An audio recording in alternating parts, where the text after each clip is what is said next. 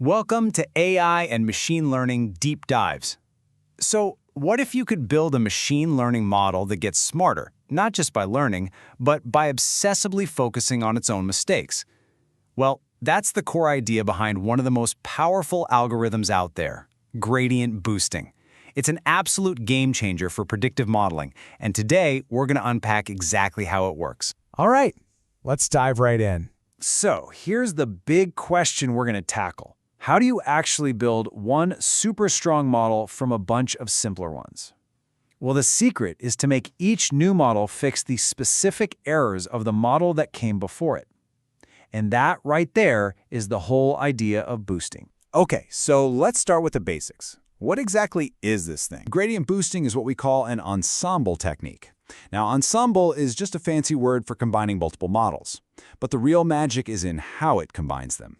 See, this isn't a democracy where every model gets an equal vote. Nope, it's more like an assembly line. We build them one by one, and each new model has a single mission: to correct the mistakes made by the team so far.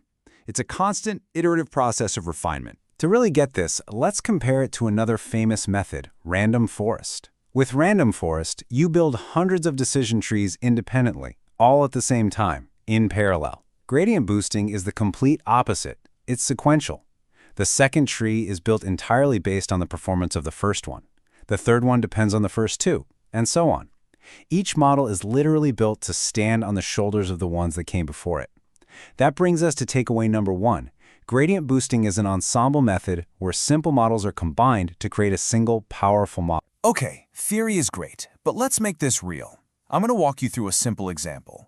Let's say we want to predict a person's weight based on a few features. The whole process is actually a pretty simple four-step loop, and it all starts by making a deliberately simple, almost kind of naive first guess. For a problem like predicting weight, our first guess is just the average weight of everyone in our data set. It's a crude starting point, for sure, but every great model has to start somewhere. So let's just say the average weight in our data is 71.2 kilograms. That's it. Our initial model is just that one number. It predicts 71.2 kilos for absolutely everyone. This single number becomes the foundation, the very first leaf of our ensemble that we're now going to improve. Okay, now for the most critical part of the whole process. We have to figure out just how wrong our first prediction was. We do this by calculating the errors, which in regression we call the residuals.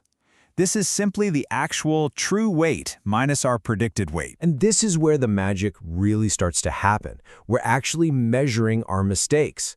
So if someone's real weight is 88 kilos, our error is a positive 16.8.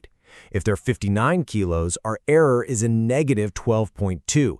These errors, these residuals, they stop being just mistakes. They become the target for our next model. Now, this is a really fundamental shift in thinking. We don't build another model to predict weight again. No.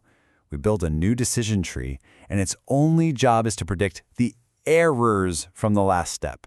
It uses the same features as before, like height or gender, but its target is now that list of residuals. Its whole goal is to find the patterns hidden inside our mistakes. Now, if we just added this new tree's predictions directly, we'd probably make the model too aggressive and overfit the data. So we bring in something called a learning rate. You can think of it like a throttle. Instead of taking one giant leap based on what the new tree says, we only take a small, controlled step in that direction. We do this because, as the inventor of this method found, taking lots of small, careful steps leads to a much better, much more reliable final model. And from here, you guessed it, we just repeat the process. We update our overall prediction, we calculate the new, smaller errors, and then we build yet another tree to chase those new errors down.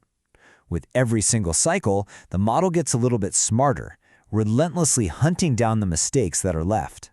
That brings us to takeaway number two. The algorithm learns sequentially, with each new tree built specifically to correct the errors made by the previous ensemble. So now we have this powerful, iterative learning machine. But how do we actually control it? This is where we need to talk about tuning. You can think of these as the main control knobs for your model. N estimators is simply how many trees you're going to build. The learning rate, as we said, controls the size of each step. And max depth limits how complex each individual tree can get. Getting the balance right between all of these is absolutely critical for good performance. That brings us to takeaway number 3. Tuning these hyperparameters is a balancing act, essential for finding the sweet spot between model complexity and performance on new data. Okay, so the model gets more and more accurate on the training data with every single tree we add. This sounds great, but all this power comes with a really big risk. How do we stop the model from just memorizing the training data, including all the random noise? And this leads us to one of the biggest challenges with gradient boosting: overfitting. Let's look at how we can avoid it. This right here is the biggest danger: overfitting. It's when your model becomes so powerful that it perfectly memorizes the training data, noise and all. The problem is, it hasn't actually learned the underlying signal, so it's going to fail miserably on new data it's never seen before. Our goal is the exact opposite: generalization. We want a model that finds the true pattern so it performs well everywhere, on data it's seen and on data it hasn't. The good news is, we have a powerful toolkit to fight this. We can use what's called early stopping. Basically, we stop training as soon as performance on a separate validation set starts to get worse. We can use cross-validation to rigorously test our parameter settings, and we can directly use regularization parameters to limit the complexity of our trees, forcing the model to stay more general. And that brings us to our final key point, takeaway number 4. Proactive overfitting prevention is not optional, it's crucial for building a model that is actually useful in the real world. Whew, okay, we've covered a ton of ground. Let's do a really quick recap of the most essential points. So, what did we learn? First, the power of ensembles. We combine simple models to create one really strong one. Second, the secret sauce is sequential learning, where each new model is built just to fix the mistakes of the last. Third, all that power has to be controlled. Tuning your hyperparameters is key to balancing complexity and real-world performance.